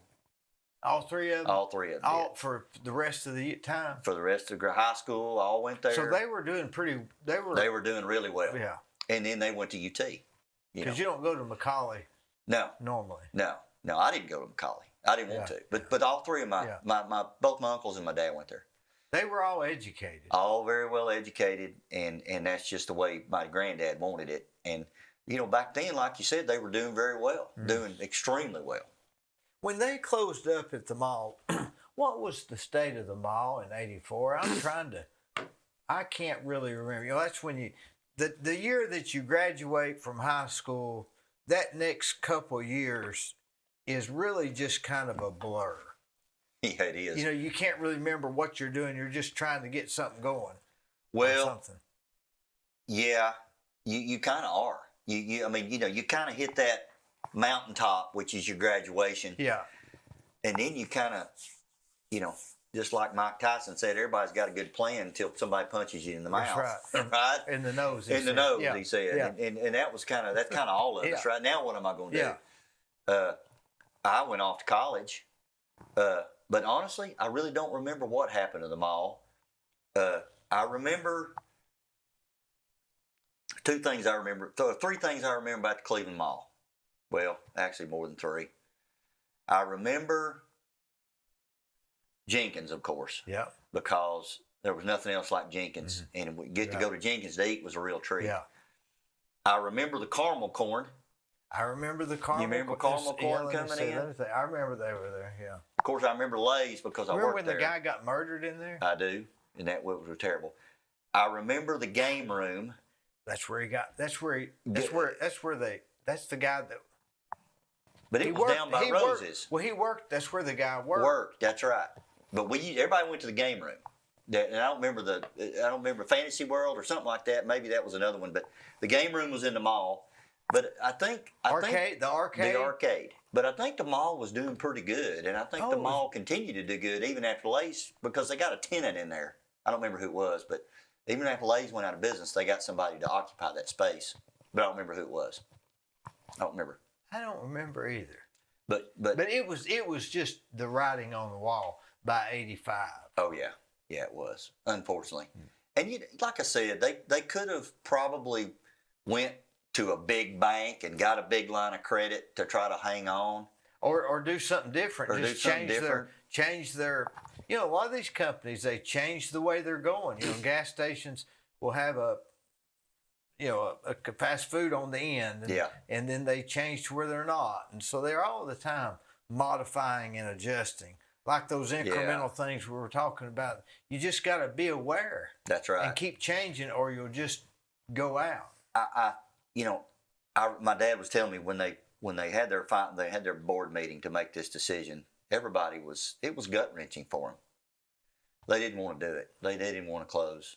And probably a lot of not sure what to do, and a lot of sweat equity. Yeah. And there's actually a few of the guys. One guy in particular named Mike Huffaker, who was a brilliant guy. Actually moved to Arkansas and got a job working for Walmart, and ended up being the number 4 or number 5 guy at Walmart by the time his career was over there. Believe it or not, that came from Lane Company. Was there any thoughts in selling to somebody like Walmart? I think there probably was, but I think people had their model. And they they were freestanding. They wanted to watch, rinse, repeat their own model. They wanted to clone. They didn't want to get anybody else's. And with Lay's, they had come from the era of downtown, in this building that's connected to 3 other buildings. That's right. In downtown, and that went with the malls because they're connected. And then Walmart came out and said, we're going to go just a little bit outside of the city, just one hair, and we're going to have a freestanding building. That's exactly what they did. And we're not going to pay for our stuff. We're going to buy it if it sells. That's right. And that's it. They had terms. And they did stay open longer. They did, and they were highly automated, from what I understand. They had great automation, and I think the key was they had terms with their suppliers. Send us all this stuff, and we'll sell through it and turn it twice or turn it 3 times. They would turn their inventory, and then they would pay their suppliers, so they were cash rich. Well, when you got 800 stores, you say, hey, we're going to let you sell it in here, but we're not going to buy it unless we sell it. They say, well, we'll take a shot. You got 800 stores. That's exactly right. You just don't have a choice. And you know what? Kudos to them. It worked, yeah. That model could not have worked in 1942. No, it would. No, it was the Lay's 5 and dime model. That's right. So things just changed. And there's always somebody who's on the front end and the cutting edge of something. And in that retail world, Sam Walton was that guy. And I enjoyed hearing all the story. Yeah, I mean, I'd love to think that Lane Company was still in business now, and we maybe developed a Dollar General model. I mean, Dollar General's done great by building a little small store out in the middle of nowhere where there might be 50 people living within 20 miles, right? Well, let's take it with say my industry, the building business. If they came out and said, okay, from now on, in order to compete, you've got to do it. You've got to build 200 buildings a year, and et cetera, et cetera. I would just say I'm not interested. That's not what I want to do. So it's not that I can't do it or I can't compete or I can't change or I don't know it. It's just not what I'm interested in doing. I don't want to play the piano either. So all I want to do is what I'm doing. And when it stops working, I'll just quit. And that's what ladies did. That's right. So there's nothing negative. Yeah, and I've heard this over time. People think that everybody that was there left wealthy and rich and all that. I can tell you that wasn't what happened. That wasn't what happened at all. My dad had to go to work, and Ed ran and started some successful businesses in Cleveland. My Uncle Ed and my Uncle Howard did too. They didn't leave there, even though they all had invested piles of money back into Lane Company stock. By the time they did do the right way, there wasn't much meat on the bone. But it kept them. And they made a living. No, they made a living. They did it the right way. That's raised the thing. A family. Oh yeah. How you gonna? What more can you really ask for? My dad educated me. Educated my brother. We both went to UT, and I got a kid there too. So my youngest son's will be a fourth generation ball. So raising kids is harder than you ever get just scared every day. It's hard to explain. It is hard to explain. It's I've a lot of laying there at night, and a lot of prayer, a lot of fingers crossed, a lot of hoping that you taught them the right way early, to where it sticks, even though they might deviate here and take a detour here and there. Have you ever noticed that by the time you've realized that what you do around your kids is so influential, it's no longer influential? Because what you've already done, it's over. It's over. That's the only time they're programmed. They're programmable anyway. That's right. By the time you realize it's important, they're no longer programmable, so it just doesn't work. Yeah. It's just luck. That's right. Between Melody and I, my wife now, we've got four kids and three grandsons, believe it or not. I'm a granddad. So that's 7 people you're hoping don't have a wreck tonight. Yeah, exactly. You ever get phone calls and think, oh, man. Yeah. Even though it's not you just see that number and think, oh, hope nothing's wrong. Yeah. Sometimes. It's funny. One of the greatest lessons, and I don't know if you've had Jeff Lovingood on here. Oh yeah. So Jeff Lovingood is a friend of mine, and he's a character. Yeah. But I'll never forget one thing he said. He said, there comes a point where you're not a parent anymore. You're just an advisor. Well, you become an advisor, and with both of my sons, Turner and Jared, my oldest son Turner lives in Tulsa, Oklahoma. And my youngest son, Jared, he's a senior at UT Knoxville. He graduates in May. Get a pay raise in May, hopefully. Yeah. I really struggled with that transition. I wanted to joystick them and stay in that parent mode. Yeah, I'm still there. And I had to realize that they need me to be more an advisor than a parent. But, the days of saying you need to, or have shifted to, hey, son, what do you think about this? It's a completely different approach. And really, you almost get to where you're not even sure if we're advising them right, because we're not exactly sure either. Because by then, they're into stuff that we're not even really. Do we know we're even right? You know what I'm saying? Yeah, things have changed so much. You got to kind of go back to your core values and your core principles to the extent that you can, and you kind of have to drop these strategic reminders because they're their own person. They're their own vessel. They're free. They're free spirits. They're not saplings anymore. They're trees. And I don't really know if we, both of my kids, by the time they were 1 years old.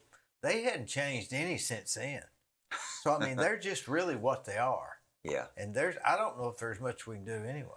Yeah. I mean, they've got their genetic programming, obviously. You hopefully that all your kids and all the way down your line, right? Your your lineage, Burris is for decades to come, or Lay's the for decades. incremental changes. You hope that everybody gets the best genetic traits of everybody, right? You hope they do, and you hope that they're even more productive citizens and give back in ways, in bigger and better ways than you and I can even think about. That's kind of my hope. My hope is that they're happy. Yeah. And beyond that, I'm not really sure that it matters. I just want them to be happy. That makes sense. It does. Just be happy. I have this discussion with both my boys. They just said, "Well, I just want to do the right thing," And I said, I've tried to teach them, and I've not always, for goodness gracious, I've not always taken my own advice. But I said, let me take that a step further. You can always try to do the right thing, but I want you to try to always do the wise thing. And sometimes there's a difference between doing the right thing and the wise thing. I'll never forget not many people could make that statement, but that is what you're saying is really true. It's very true. It's so nuanced. It's nuanced. My oldest son asked me, he said, "What do you mean? What's the difference between wise and right?" I said, "Well, let me give you an example." I said, "Do you remember driving to Cleveland High School, and you would always talk about the intersection of Raider Drive and Key Street being so dangerous? Been a lot of bad wrecks there, as you know, right? Remember, used to be Shoney's and all that, and used to be the gondolier up on the hill, and Duff's Mortgage. Remember, it was Duff's Mortgage Board? Yeah, I remember Duff's. But the intersection's changed a lot over the years, and unfortunately, traffic in Cleveland and just growth of our community and our town. I said, if you're going in front of Life Care and you're going down Key Street going towards town, people can get going pretty fast right there, right? You got bicycle or running or driving. Running or driving. Yeah. And I said, if you're going down through there and you're going 50 or 55, and that light at Raider Drive turns yellow, and you look in your rear view mirror, and there's an 18-wheeler behind you, and he's real close to you, and the light turns red, and you know if you hit the brakes, that 18-wheeler might plow you through that intersection, what are you going to do? That's a good example. And I said, you got to break the rules. I said, the wise thing to do is get in the gas, go on through there. The right thing to do would be to stop because you're breaking the law. And he goes, I completely understand what you're saying. And I said, son, I'm not advocating that the wise thing to do is always breaking the law. What I'm saying is you need to look at every circumstance and you need to ask the question, in spite of my past experiences, my present circumstances, and my future hopes and dreams, what's the wise thing to do? Right now. All things considered. All things considered, what's the wise thing to do? And I've tried to teach my kids, of course, to do the right thing. But sometimes you got to break it down a little bit further. What's the wise thing to do? I can afford that car payment. Well, should I buy that car? May not be the wise thing to do. And I don't judge, I don't look at people and judge them by what they're doing. I always think, I just don't know what their situation is. And you also don't know how they're looking at it. It may not be their situation. It may just be how they're looking at it. That made them make that decision. It is. If a person can ever develop a mastery of that on a daily basis, and every day we've got these touch points, right? You go to breakfast, you meet with subs. Yeah. I meet with customers. You meet with people you hadn't seen in years. You meet with your banker. You meet with your lawyer. You talk to your parents. You talk to your siblings. You got all these touch points. If most of the time we're thinking about ourselves, I'm guilty of it every day. But if you could ever develop the mindset and the mastery of, I wonder what that person's going through today, or I have no idea. But man, this so and so's not acting the same. You know, Rick at Rick's Plumbing, man, he's never late, but he's late. You know what? Wonder what happened to him today. If we could ever do that, I think we would see a better world, don't you? Oh yeah, we've got to give. We gotta assume the people are going through something that we're going through, and when you sense that, you don't hit them with stuff you need them from them. That's right. You let them be.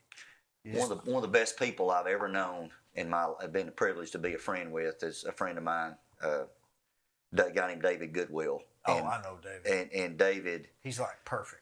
He's I get so many big chunks of wisdom from that guy when I get to spend time with him.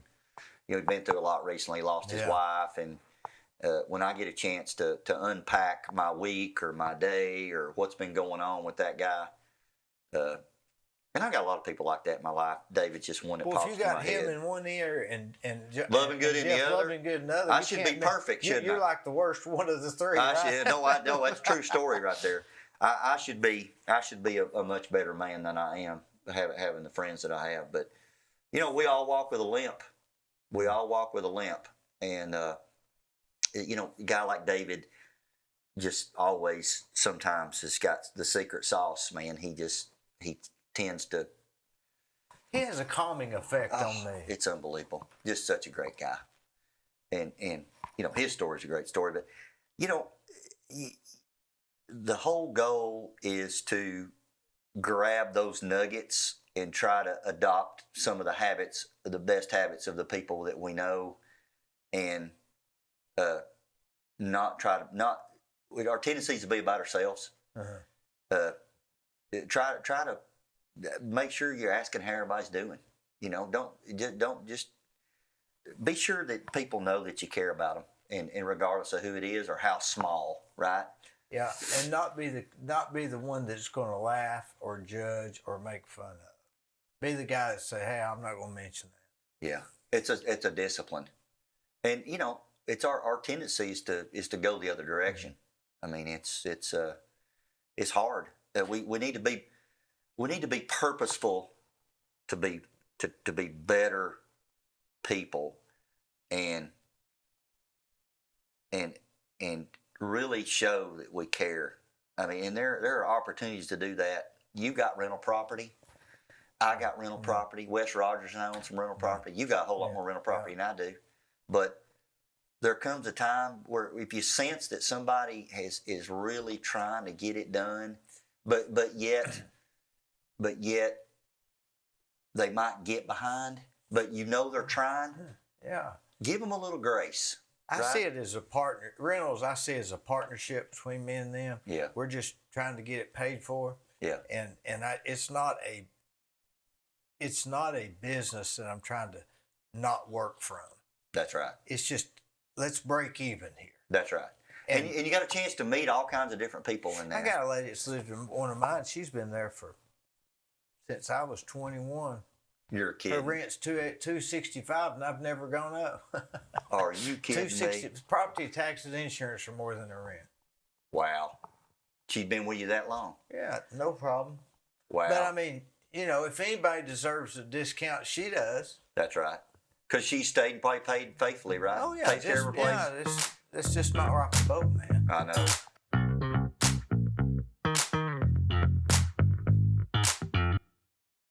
On the Courthouse Square at 30 2nd Street is the law firm of Logan Thompson Law. Since 1965, they have served the legal needs for the good citizens of Cleveland-Bradley County. If you've got a problem, they're no problem. Give them a call.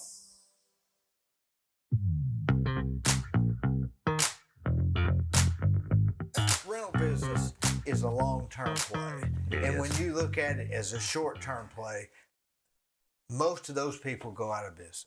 They do, don't they? That's the wrong business for this. There's no magic to this rental business. Yeah. I'd like to pick your brain about that. We may have to do that off the camera one of these days, but I'm I'm just so fortunate to live in this community. I could live anywhere. Melody and I could move and live in Nashville. We could live. Yeah. I've got places I could live that would be a whole lot more easier on me, considering I have to go to Louisville, Kentucky quite a bit. I drive because I've got stops along the way. I'd much rather live in Nashville because it's closer. But Louisville's a hard place to get to from here. It You have is. to go. I go up 75 to You Lexington, go like that, and then across 64. I go, You go to Nashville? or no, to Lexington. Yeah. Yeah. I don't like going through Nashville. Sorry, Nashville. I don't like going through Nashville because it's getting to be more like Atlanta traffic wise. too chaotic. It's awful. But I could live anywhere. But I want to see our community continue to have its heritage, and the long line families stay here and invest in the place, invest in Bradley County and Cleveland, and grow with it and watch it become even a better city than it already is, which it's a great city. It's one of the best cities its size in the whole country. And people tell you that. That's my deal, Do you think that we need to be looking,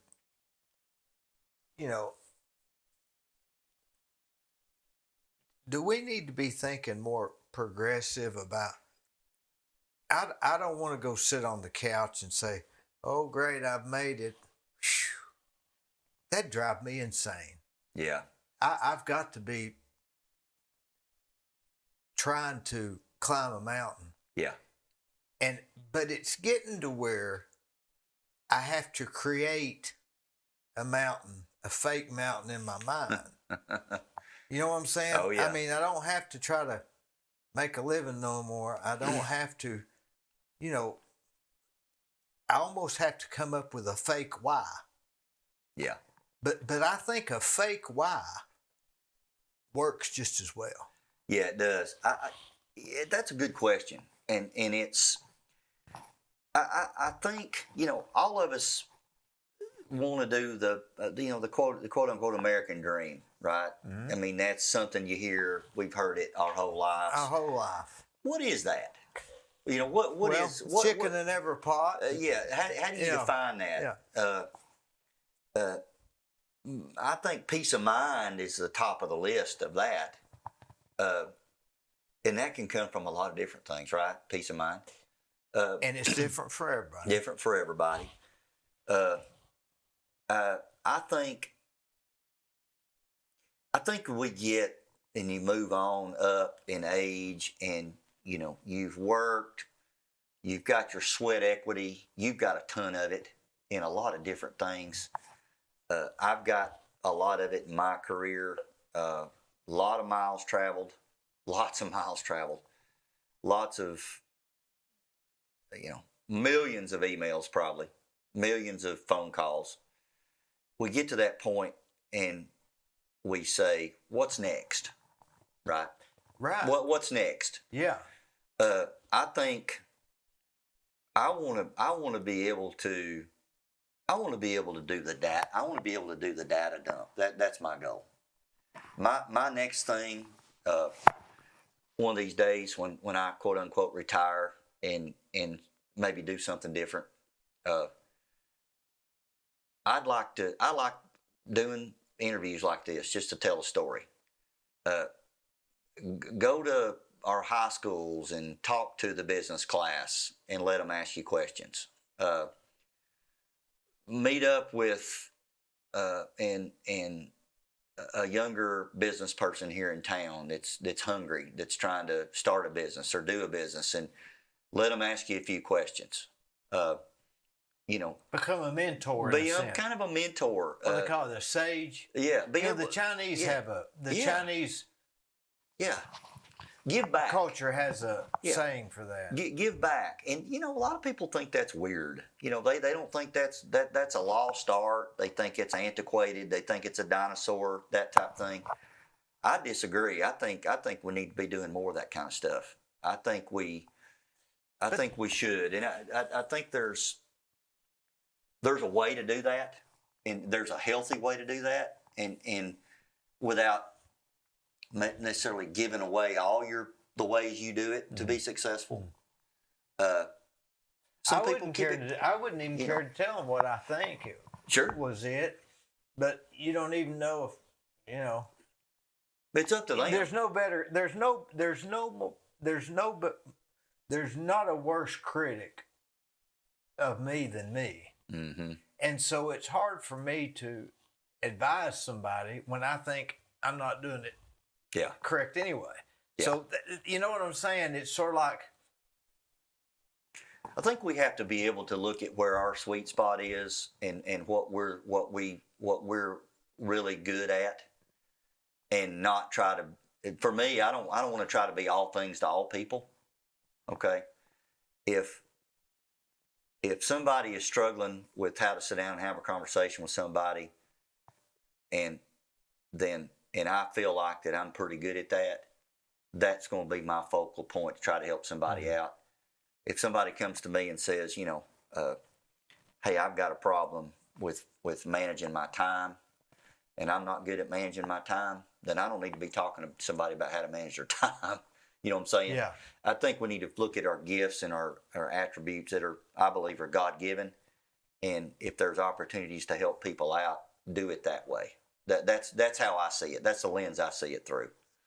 So are we stopping doing what we're doing, going into advisory? No. You know what I'm saying? Because we can't really do. Can we do both? Because I'm out of time. Well, the second hand moves at the same pace that it always has. I feel like I'm out of time too a lot of days. And my wife told me this. I said, how come we feel like we don't have time to do anything, or we don't have as much time as we used to? She said, well, time started speeding up for me when I started paying bills. And I've thought about that, and I've thought about that, and I've thought about that, and I still think about that. But there's got to be some truth in that, because I felt like days would never end before I started paying bills. Now I feel like there's not enough days and not enough hours and not enough seconds, because next thing you know, Cleveland Utilities is due again. Yeah. There's an old saying, if you want time to speed up, get a 90-day no. But no, it's true. But I really feel like when a human being starts paying bills, she's got a good point. Everything speeds up. It's like, oh, it's due again. But it's really not. It's just your framework. It's how you see things. And how do we do both? I think you just have to say no to some things, and you have to pump the brakes, and you have to say, I'm gonna carve out some time for X, Y, Z, and I'm just gonna do it. And this can wait. When you're a go-getter, I'm a go-getter. You're a go-getter. When you're type A go-getter, it's hard to stop. It's hard to stop. It's hard to say no. It's hard to. You're like her dad was, Stan. It's hard to say no. Hard to say no. It's hard to say no. Hey, I'm locked out of my apartment. It's 10:30. Somebody calls me. I got a bag of keys in my car. I beat up one of my. I can leave my slippers on. Right? Yeah. And there's part of me that says, this is the third time in the last 6 months that you've locked yourself out of your apartment, and I told you to put a spare key somewhere. Yeah. You know what? I'm not coming. Call a locksmith. Here's the number. Versus, I really don't want to do this, but I need to go do this, type thing. I'll be back in just a minute. But, learning when to say no and learning when to say yes in business is really hard. I don't ever want to let somebody down, especially a customer. That's me. You're talking about something that keeps me awake. When I've got people that are not happy with our company or what I do, Some people they're just like, it's going to happen. They're just laissez-faire about it. They're just not going to get worked up about it. I'm not that way. It keeps me awake at night. I want to do everything I can to fix it. Can an unknown phone call on Friday about something from an area code from a place that could be a spam call, but it can worry me to death all weekend. Yeah. Not even have nothing to do with it. If I get those, I'll go to Google and Google that area code because it might be a customer that's moved to somewhere that's working for GE, but they hadn't got their phone number changed. Yeah. But if they leave a voicemail, it's usually a pretty good indicator. But I'll sit there and go wonder who that was. Maybe should I call them back or text them or that type of thing. But when you're a hustler and a go-getter and you're wanting to capitalize on every opportunity that might come down your way, yeah, you worry about those calls. I think it may be time to stop trying to capitalize on them and create a different fake why. You need to write a book on that. Another reason. Yeah. You know, you could write a book on that. That'd be a New York Times bestseller. Your fake why? Yeah. What's your fake why? You know what I'm saying? Because it's all fake anyway, all the reasons, evidently. Yeah. Everything that we've talked about here, we couldn't have changed. It was just what happened. That's exactly right. So all we needed was to get up in the morning and do what we're doing, and we had a why. Now we just need another why. It just has to be a different why. I want to look back at all this. My goal is to, everything we've talked about today here. I think the challenge for me personally, and to grow professionally and try to be a better human being, better husband, better friend, better mentor, better dad, better granddad, better poppy, better employee, better at my craft, is to not necessarily look in the rearview mirror, but to sometimes look at the richness of some of these things and be able to parlay that into being better, right? Look at this. Don't look at it as a negative. Don't see it as the glass half empty. See it as the glass half full. How can I look at the story of Lay and Company and all these guys and my dad and my uncles and my family and see what they did great and try to clone that and challenge my kids to do that on a daily basis. You said something that really stuck with me. Everybody, everybody's got a story. Everybody's got a story. Everybody's got something. You've had them. I've had them. And man, it is a breath of fresh air when somebody will stop me in a meeting and I'm trying to sell them something, right? That's my number one goal, is to walk out of here with a victory. They look at me and go, "How you been doing? How's your family?" Boy, it'll diffuse you, won't it? It's just like a soothing balm. Yeah. And sometimes seriously, let's just talk a minute before we get into business. How you doing? How's everything going? Last time you were up here, you said you were worried about your youngest kid, or you were worried, your grandson struggling, or your wife's not doing well. She had COVID twice, and she doesn't feel good. How's everything going? That's a lost start. We got to get back to that, man. I can tell when people are doing it just to do it. Oh yeah. And they almost quit listening before you get the answer out. And and other people, you sense that they really do want to know. Yeah, we call that lip service, right? Yeah. I've been guilty of that, and I really don't want to do that. I don't want to be that guy, because the takeaway is that other person will walk away and go, "That was the most hollow conversation that I've had." Yeah, it makes me sick. It's terrible. Yeah. And we need more people that will not do that. Well, that you cannot do it if you really care. Yeah. If you If you truly don't care, you might as well just not even bring it up. Your old buddy is my neighbor, Gene Officer. Yep. Good friend of mine. And that guy, if he sees me outside, 9 times out of 10, he'll stop. and he will roll the window down, and it doesn't matter if he's in his truck, doesn't matter if he's in his wife. I think she's got a Jeep, and doesn't matter if they're together. If they see me outside, they'll stop, roll the window down, and they'll say, "Hey, how's it going? How's Melody? Have you been traveling? How you doing? Come see us. If you need anything, let us know." And sometimes there's days when that just propels you through, whether it's from him or whether it's from you or whether it's from somebody that you know. It's kind of a shot in the arm that you need, and I think we Shot need of B12. we need that. We need that more than ever in the world, and our kids need to know how to do that. They're taught to be so self-focused and so self-consumed. I know it. It's all that we're talking about. It's in Dale Carnegie. It is. It's just in Dale Carnegie. That's just right. Read that book. That's right. It sure is.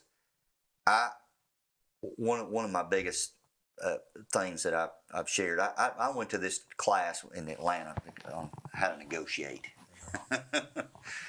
and I'll just tell you, boy, I learned. I thought I was really good at it till I went to this class. Matter of fact, I thought I was great at it. I thought, there's not anybody that I can't sell something to or win, right? And I went to this class, and you got this guy that's facilitating the class. You got all these business people.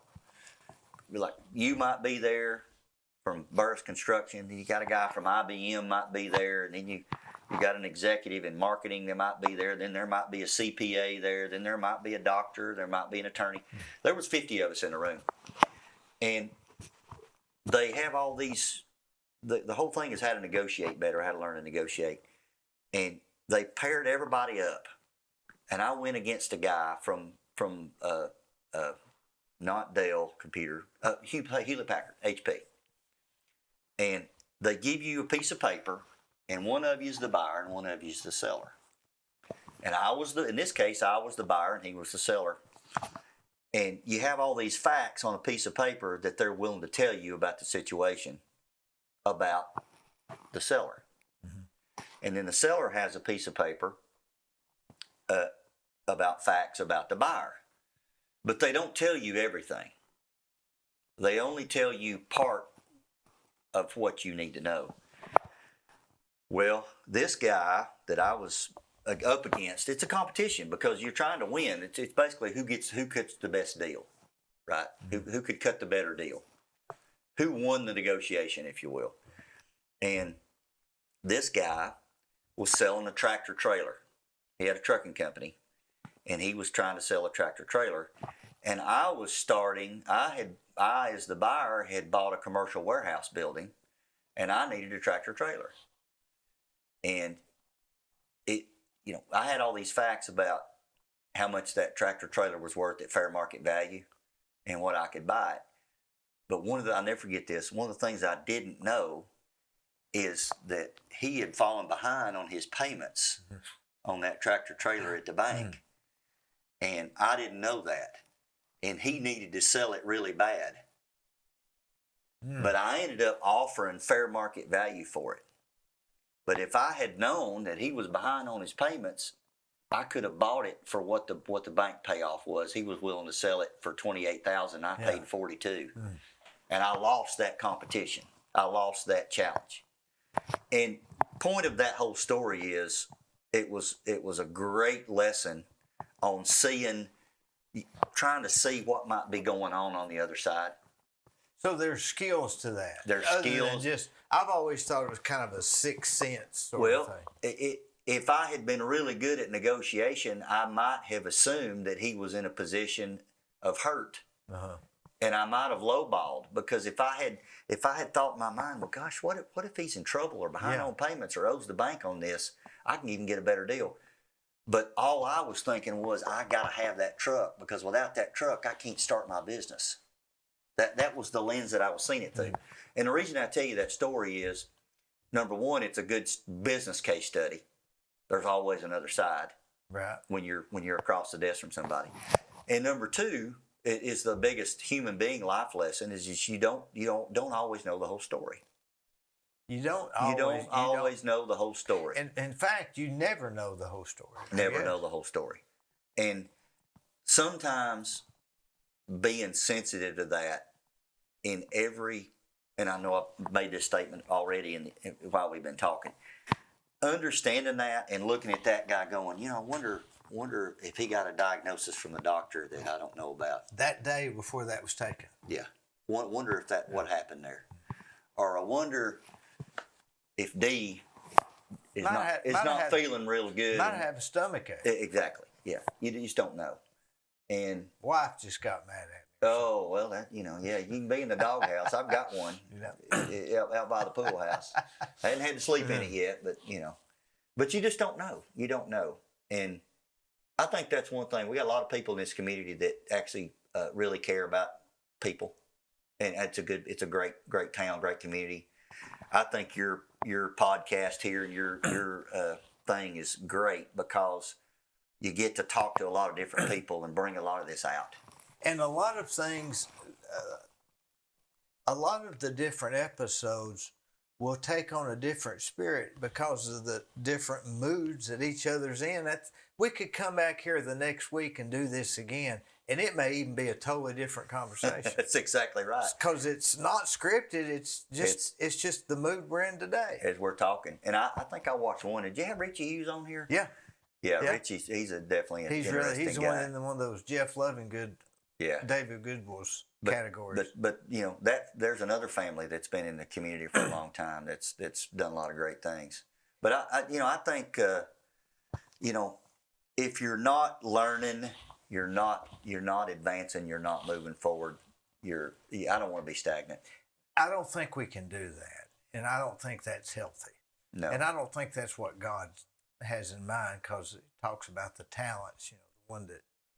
The one that went out and tried to make something of his talents. Isn't that what we're supposed to do? I mean, we're not supposed to just say, "Hey, I've made it. I'm gonna sit on the couch." No, you can't. You can't do that. And had a lot of conversations with a lot of different people about retiring. Since I hit my mid-50s, I'm 55. Yeah. I'll be 56 in April. Good friend of mine in Murfreesboro retired last year. Guy, he retired at 59 and a half. Good friend, good customer for a long time. I said, Bob, his name's Bob. Your dad's Bob. This guy named Bob Henry. I said, Bob, you've got a lot left, man. You've got a lot of wisdom to impart. Are you sure you're ready? And he said, I've asked myself these three questions. He said, have I had enough? That was the first question. Professionally, have I had enough? Do I have enough money? Obviously, you can't. You got to have some money. You don't know how much that is. Yeah. Have I had enough? Do I have enough? And then, do I have enough things to keep me busy? Those are three questions that he asked himself, and I thought those were pretty good. And he said, one other thing. He said, I had a friend of mine that retired too early. And he said, it's like water skiing. If you slow down, you go down. Boy, yeah. It don't matter. If you're water skiing and that boat slows down, you're going down. You know Glenn Ramsey, don't you? Oh, yeah. He's a good friend of mine. I asked him one time, I said, Glenn, when do I need to retire? And he said, you'll know. 2 words. He said, you'll know. 2 words. Yeah. It's, in other words, if you have to ask, you're not ready. How many different takeaways did you get from those 2 words? It was huge. He said, you'll know. You'll know. In other words, you won't wonder. It's not ambiguous. You'll know when it's time. Yeah. I'd wish I had a crystal ball, and you probably do too, that seeing what that next chapter is. I want to give back. I want to be productive, whether it's financially, whether it's, like we talked about, having a conversation with somebody that needs to have a conversation, whether it's giving back to the community, serving. I went down to the Salvation Army. You remember when it got so cold at Christmas? Yeah. It was what, 3 degrees? 3 degrees, yeah. 3 or 4 degrees. Yeah. A friend of mine called me up, guy that's retired from Whirlpool. He said, you like to cook, don't you? And I said, yeah, I love to cook. Actually, I really do. Love to grill, love to cook. He said, would you be willing to go and cook breakfast for the homeless people down here at the Salvation Army, right by Larry, what used to be Larry's car wash, you know? Yep. When it gets below 32 degrees, they open that place up, and all the homeless can go in there and sleep, and they provide a breakfast for them. So I said, you know what? I believe I'll do that. He said, can you do it Saturday? And I thought, yeah, it's Christmas Eve. Yeah. But yeah, I will. I'll do it.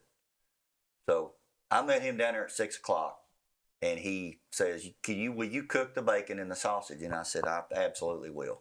Big old skillets, you know, and it's 4 degrees and it's cold. And I could hear all these people in the next room. Some of them were stirring, but they were sawing logs. And I sat right there in that line once we got all the food ready.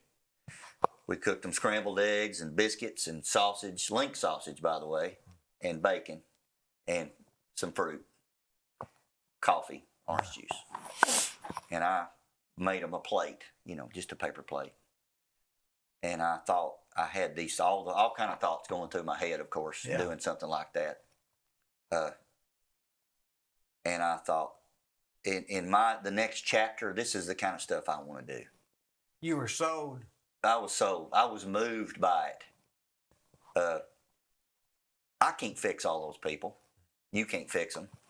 But if they see me standing there giving them breakfast, some of them might never be thankful. They may think this is just what I'm owed.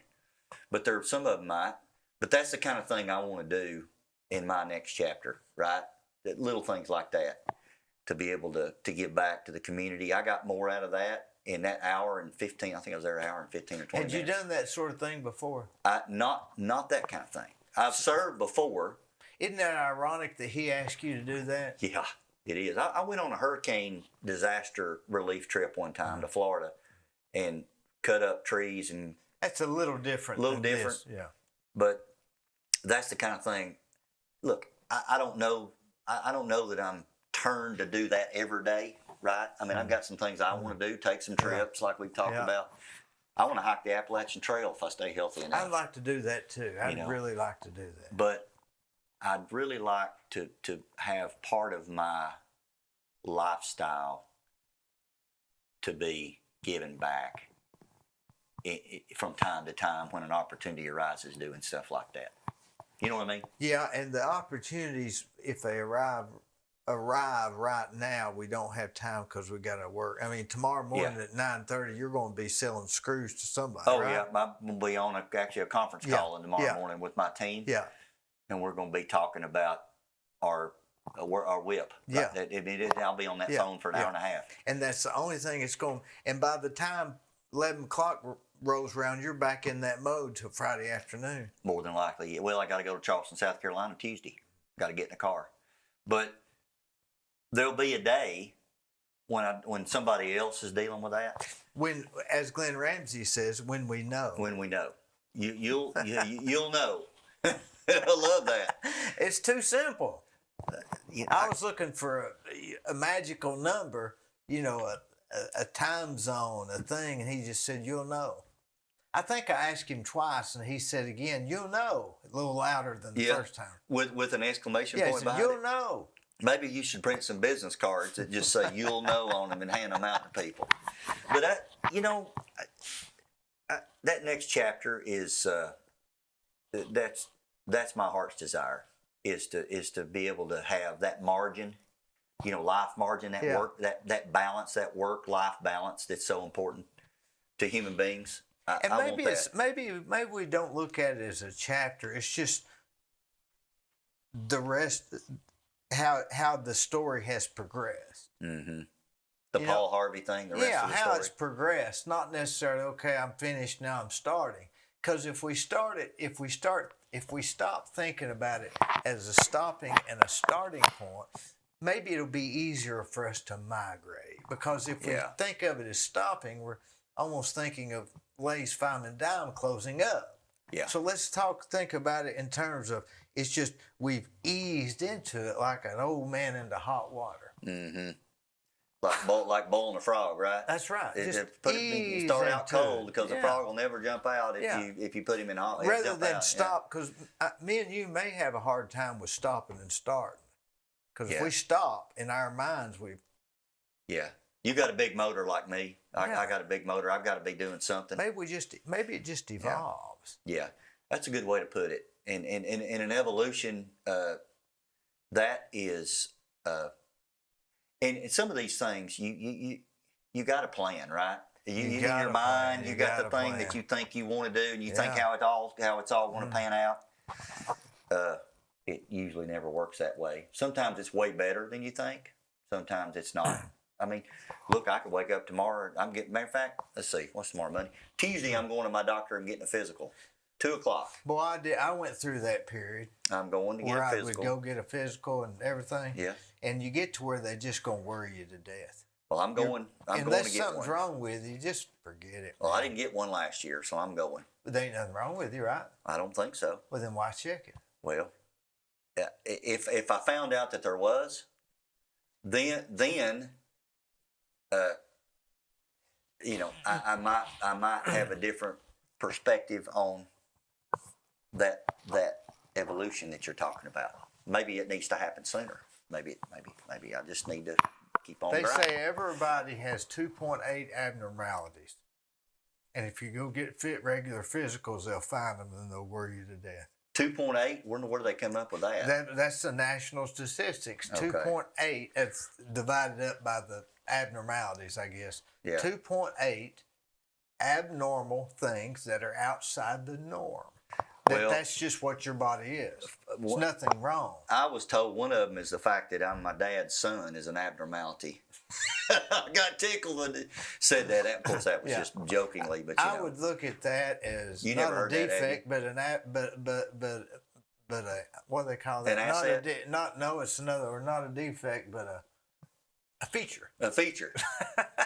Good point. That's a feature. It's a feature. Well, the apple doesn't fall too far from the tree. We know that, right? It really doesn't. No, it don't. It It's doesn't. funny how we train all our lives to be like somebody else, and we end up just like them. Yeah, I hear that more and more, which is a little bit scary. But I think a lot of it is training your mind to capture your thoughts and to take every thought captive and think about what it is that you're how you do things and what you think about. I think that's I think people like John Wayne and people, some of the greatest people in the history of mankind, probably figured out how to do that a little bit better than the rest of everybody else. Ben Franklin. Ben Franklin. Yeah. Well, he did a lot in a short time, didn't he? How old was he when he died? I'm not real sure, but I was listening to. Every time I read something, Ben Franklin's the one that did it. He's just known for the electricity, right? No, he's But known for I mean, so he's got much. so many different So things. many different. That was the least of his stuff. Yeah, he had so many different things. But a guy like that probably was always. He just looked at things a little bit different than just the average Joe, if you will. And trying to do that is something that I want to try to do as a human being. It's hard, but I want to try to. I really do. I think you're just going to be in the win column when you do that. All I can say is we've done good. Let's keep doing good, and let's get excited about the next 32 years. Absolutely. Thank you, buddy. I've loved it.